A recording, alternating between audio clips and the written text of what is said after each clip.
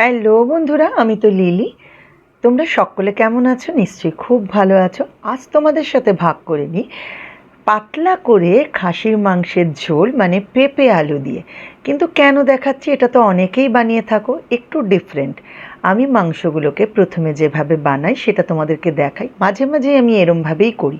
মাংসগুলোকে প্রেশার কুকারে সমস্ত দিয়ে একটু জল আর সামান্য একটু নুন আর একটু সামান্য হলুদ এইটা দিয়ে আমি প্রথমে কিন্তু আমি সেদ্ধ করে নিই, মানে জাস্ট একটা সিটি আমি প্রেশার কুকারে দিয়ে নিই। তারপরে যা যা করি ধীরে ধীরে তোমাদেরকে দেখাই। এবারে এদিকে আমি কেটে রেখেছি ডুমো ডুমো করে আলু, পেঁপে, আর যেটা বলছিলাম একটু ডিফারেন্ট, আমি এখানে কিন্তু শুধু পেঁয়াজ আর রসুন বেটেছি, মানে পেঁয়াজ রসুনটাই ব্যবহার করব। মানে আদা বাটা জিরে বাটা ছাড়াও যে খাসির মাংসের ঝোল রান্না হয় সেটাই আজকে তোমাদের সাথে ভাগ করে নেব। এদিকে আমার একটা সিটি মেরে যথারীতি মাংসটা সেদ্ধ করা হয়ে গেছে। একটু ঠান্ডা জল দিয়ে দিচ্ছি, কারণ বেশিক্ষণ প্রেশার কুকারে রাখা যাবে না, তাহলে গলে যাবে।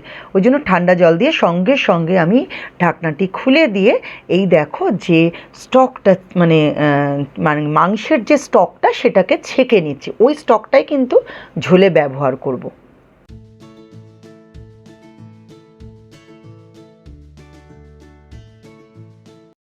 এদিকে আমি কড়াই বসিয়ে দিয়েছি, কড়াইতে তেল দিয়ে দিচ্ছি। তেলটা গরম হওয়ার পরে তোমরা দেখতেই পাচ্ছ পেঁপে আর আলুগুলোকে যথারীতি আমি তেল গরম হয়ে গেছে বলে ছেড়ে দিয়ে সেগুলোকে হালকা করে একটু ভেজে নেব নাড়িয়ে চাড়িয়ে।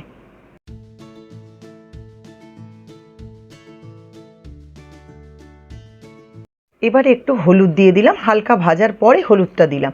হলুদটা দিয়েও আবার একটু নাড়িয়ে চাড়িয়ে নিচ্ছি।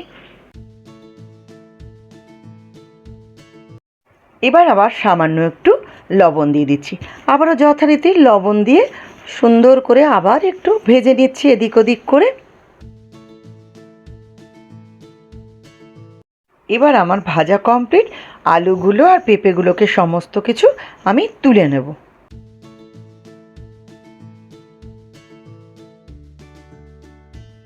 এবারে আমি ওই তেলের মধ্যেই দেখো তেজপাতা দিয়ে দেব, আর দিয়ে দিচ্ছি একটু সাদা গোটা জিরে, আর হচ্ছে গোটা গরম মশলা। এইটাকে আমি কিন্তু দিচ্ছি। এই যে পেস্টটা তোমাদের বলেছিলাম, আর একবার বলি, এখানে পেঁয়াজ আর শুধু কিন্তু রসুন বাটা। এখানে আমি আদা জিরে বাটার কিন্তু কোনো গল্পই রাখবো না। তো এইভাবে তোমরা একবার করে দেখো, খুব টেস্ট হবে। তেলটাও কিন্তু অনেক কম লাগছে, তোমরা আমার রান্না করতে করতে দেখতেই পাচ্ছ। তো এই মশলাগুলো যখনই ওই ফোড়নগুলো গরম হয়ে গেছে দেখতে পেলে আমি ওই পেস্টটা দিয়ে দিলাম, মানে পেঁয়াজ আর রসুনের পেস্টটা দিয়ে আবার যথারীতি একটু কষাবো। হালকা কষানোর পর দিয়ে দিচ্ছি দেখো একটু হলুদ গুঁড়ো, আর দিয়ে দিলাম একটু লঙ্কার গুঁড়ো, আর কাঁচা লঙ্কা কিছুটা বেটে নিয়েছিলাম, যেটা আমি বলতে আগে ভুলে গেলাম। ওই যে পেস্টটা বানিয়েছিলাম না পেঁয়াজ আর রসুনের, সেখানে একটু কাঁচা লঙ্কাও বেটে নিয়েছিলাম, তাই আমি অল্প দিলাম একটু লাল লঙ্কার গুঁড়ো দিয়ে যথারীতি কষাচ্ছি। মশলা কষানো কমপ্লিট। এবার দিয়ে দিচ্ছি ওই মাংসগুলো, যেটা আমি ছেঁকে রেখেছিলাম আর কি। কষানো ব্যাপারটা তো দেখো রাঁধতে রাঁধতে আমরা প্রত্যেকেই, আমাদের একটা এক্সপিরিয়েন্স হয়ে যায় যে কতটা কষানো হবে, বা মশলাটা কষানো হয়েছে কিনা, মাংসটা কতটা কষানো আর হবে, এগুলো আমাদের এক্সপিরিয়েন্স থেকেই আমরা সকলেই রেঁধে থাকি। তো সেরকমই আমার চলছে এখন কষানো। এবার একটু লবণ দিয়ে দিলাম আবারও। কষানোটা যখন একটু কমপ্লিট হয়ে গেল আবার লবণটা দিয়ে দিলাম। এবার যেটা করছি, মাটনটা যে আমি বয়েল করে রেখেছিলাম তার যে জলটা, ওই স্টকটা, সেটা প্রেশার কুকারে নিয়ে নিয়েছি। নিয়ে কি করছি, এবারে কষানো ওই যে মাটনটা, সেই মাটনটাকে এবারে দিয়ে দিচ্ছি। আর কিছুই কাজ নেই। এবার যথারীতি এর মধ্যে দিয়ে সিটি দেওয়া কাজ। যে যেমন ধরনের মাংস খেতে ভালোবাসো, মানে কেউ প্রচণ্ড নরম খাও, কেউ একটু শক্ত শক্ত খাও, সেটা তো নিজেদেরকে বুঝে নিতেই হবে।